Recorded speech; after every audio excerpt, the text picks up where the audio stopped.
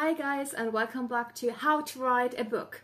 Last time we learned nothing. We've just not learned a single thing.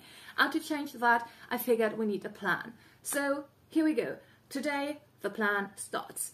How to write a book. First of all, don't wait for inspiration. Don't sit at home and say, I'm waiting for the moment when I feel so inspired that I can't help myself to write.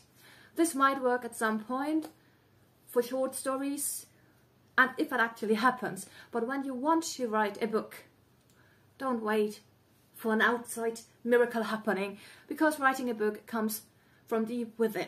So the first thing we're going to talk about, how do you start writing a book? It's a very simple thing. You take a pen or your computer, and you take some paper or your computer, and then you think about what you want to write. And I totally want to write a fantasy story because I feel like it. A fantasy story with some really nice love interests. And I don't want to have a love story with just some fantasy elements, but we talk about this later at some point when we talk about fantasy books in general. I want a proper fantasy world, something that is different to the current world. So we're not talking about everyday life with a fantastic being showing up and us falling madly in love with that being. No, we actually talk about living in a different universe, a different world. Like Lord of the Rings. Even so, Lord of the Rings might be past world, but we talk about that when we talk about fantasy books. So I figured what genre I want to write in. And then I want to have my main focus on a love story. For whatever reasons, I'm going to combine these two things. I don't know, because I'm totally against combining these two things. If it's a children's book. So now I know it will be a grown-up book. And some real talk, I really do like reading vampire porn. Vlad, Prince of Night. Oh my gosh. Well, so this will be a grown-up book. And now I've written down that. That is not much to work on. I know. So, when is it going to happen? Right now. I'm going to start from my point of view. And I'm going to be the main character? No. Yes, we need some insights. The first difficult decision of this journey. If I write about the female love interest, I will have a lot of insight from my end. If I actually take turns from chapter to chapter, saying, chapter 1, it's a very... the auntie says something about the characters and what's happening. Chapter 2 will be the female point of view. Third chapter will be the male point of view. Fourth chapter will be auntie again. And just say which point of view we're talking about. I can get a lot of insight in. But it might be confusing.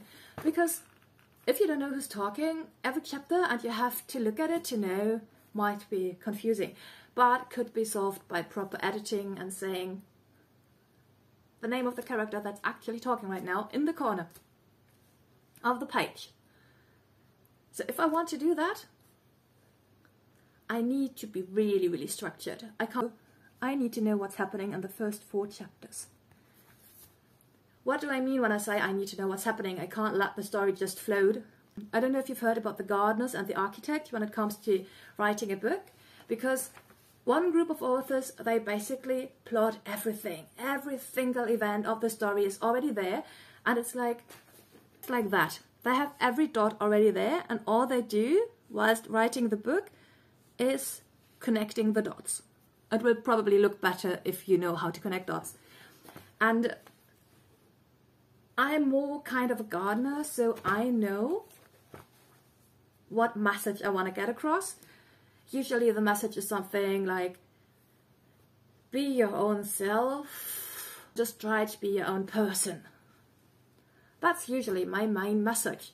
But this time, because we're writing together, I want to get out of my comfort zone. I want to write something else.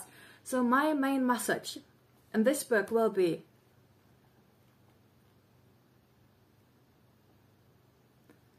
love actually conquers all. Full stop. That is my message. And usually as a gardener, I just let it happen now. I have one person, I give her a random name or no name. Because if you name someone, there are a lot of people knowing someone with the same name or really alike. And then you're like, oh my gosh, really? That's a Steve? I don't think he is a Steve. I mean, duh. I have nothing against any Steves. And I'm pretty sure I didn't know a single Steve.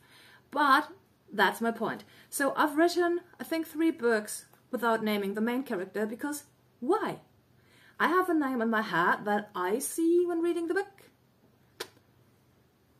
But do I know if maybe you dislike a person with the same name? So it's a no-no to naming people, usually. But again, I want to challenge myself with this whole project the same way you're going to challenge yourself, so I need a name. I will call my main character Emily. The male character will not have a name in the beginning because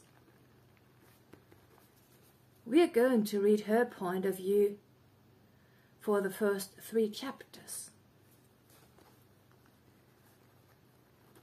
First chapter will be auntie. Auntie or niece. We don't go with a close friend, because close friends, they usually tell their story. So no, that's a no-no on close friends. We could actually go for the pet's point of view. I don't think Emily would be too amused if you had to tell love stories. So no pet point of view. I mean, I could write as, dear reader, I just want to tell you the story of Emily and her mystery man and how they found each other. I could do that. I could actually do that. I have to think about chapter 1. What's happening in chapter 1? And I don't know if you've already realized there's the second issue happening. I have a female and a male. And they're going to have a love story. I could just use they and them instead of she and he and her and him, if I want to be up to date with how stories should be told, because real life isn't too open-minded sometimes. So that's a decision I have to make as a writer. How am I going to put this? Because in my head, I know it is a very, very cheesy male and a very, very tough female. But what if in your head, the same thing as with the names, what if in your head the male isn't cheesy at all? I'm not very male. So let's say there is no female and male action happening here.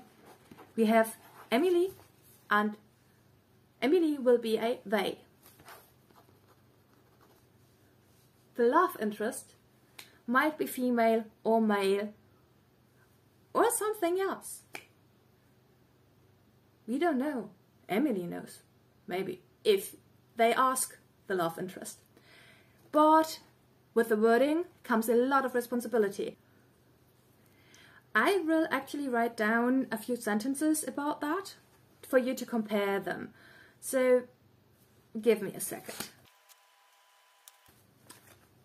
So here we go. Just compare it. Emily was surprised. She didn't expect that. Not at all.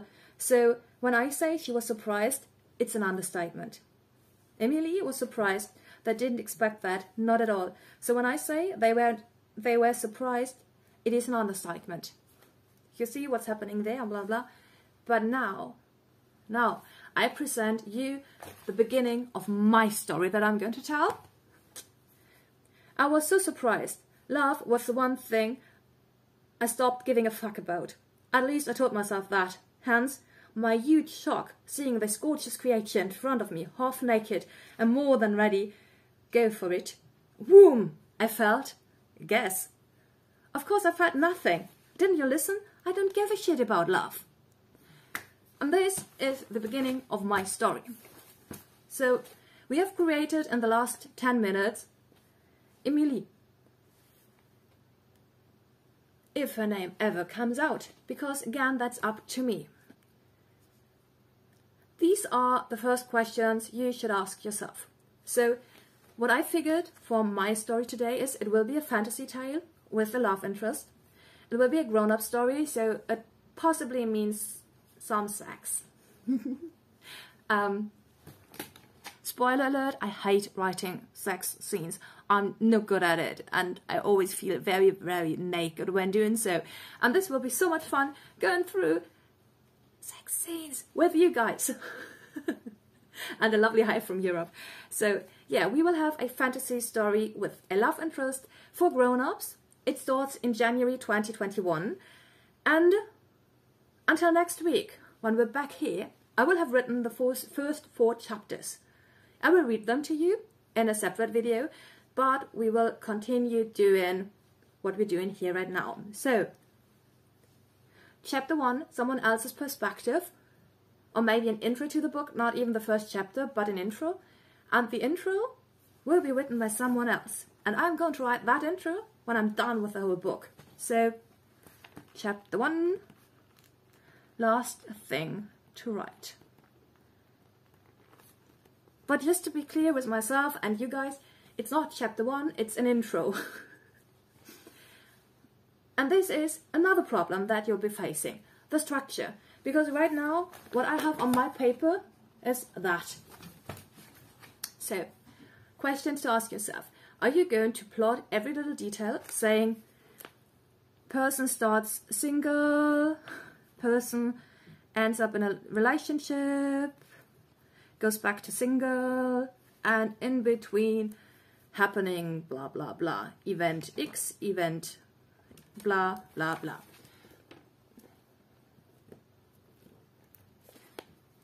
So this is how you could build it if you prefer architecture. So you roll like this, you have the same questions to answer. I roll like a gardener, but not completely. It's more like a mixed form of both ways of writing. So basically,